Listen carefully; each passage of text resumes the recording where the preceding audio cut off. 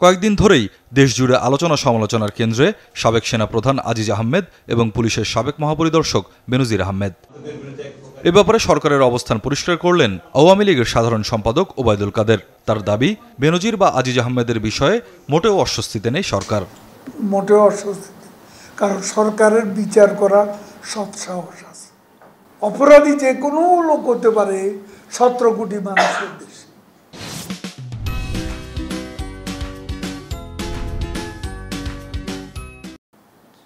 কিন্তু প্রশ্নটা হচ্ছে, সরকার তাদের অপরাধকে অস্বীকার করে তাদেরকে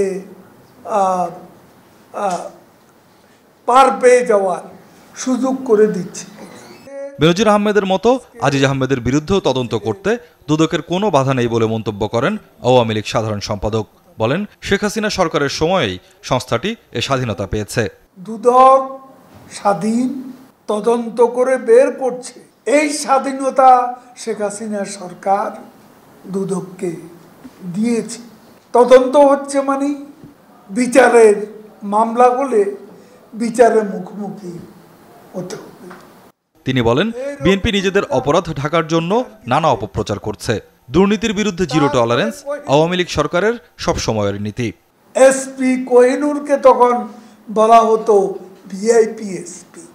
আশরাফুল হুদা, রকিবুল হুদার বিচার কি হয়েছে? হাওয়া ভবনের দুর্নীতি, এগুলোর বিচার কি তারা কোনোদিন করবে? ওবায়দুল কাদের জানান, ঘূর্ণিঝড়ে দুর্গতদের পাশে দাঁড়াতে বৃহস্পতিবার পটুয়াখালী যাবেন প্রধানমন্ত্রী শেখ হাসিনা। প্রথম পটুয়াখালী, প্রথম দিন হয়েছে। স্বপ্নিল শাহরিয়ার শিশির, চ্যানেল 24, ঢাকা।